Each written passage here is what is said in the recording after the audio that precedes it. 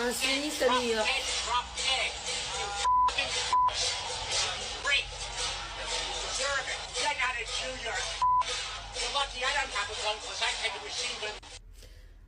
En gros, voilà, on se retrouve dans un pays hyper développé, en plein New York, avec un papy sioniste qui menace en fait des manifestants pour la liberté de la Palestine. Donc ce sont des manifestants juifs pour la libération de la Palestine. Et donc un sioniste qui arrive et qui dit oui, toutes vos têtes devraient être coupées, vous devrez être tués, violés, etc.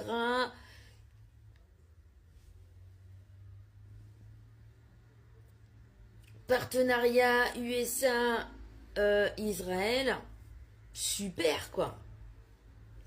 Alors, je pense que les sionistes n'ont pas forcément eu besoin des États-Unis pour être aussi violents et aussi malsains, mais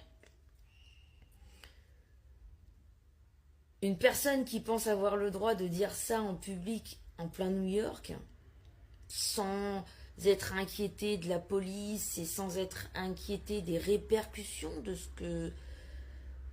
ses dires, parce que c'est vraiment grave ce qui vient de dire. Menace de mort, enfin, il y a une idéologie derrière qui est quand même préoccupante.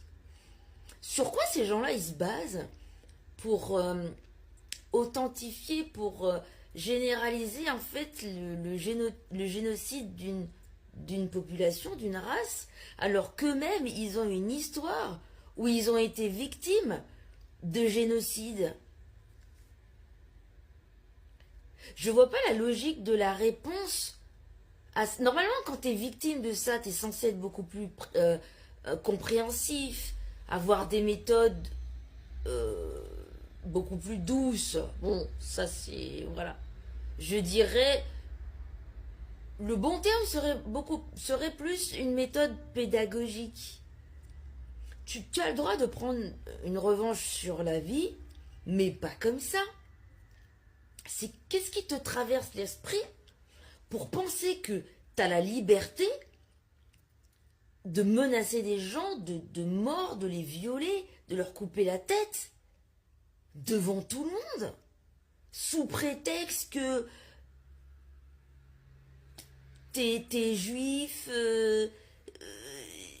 tu veux une terre dont à la base personne ne peut dire vraiment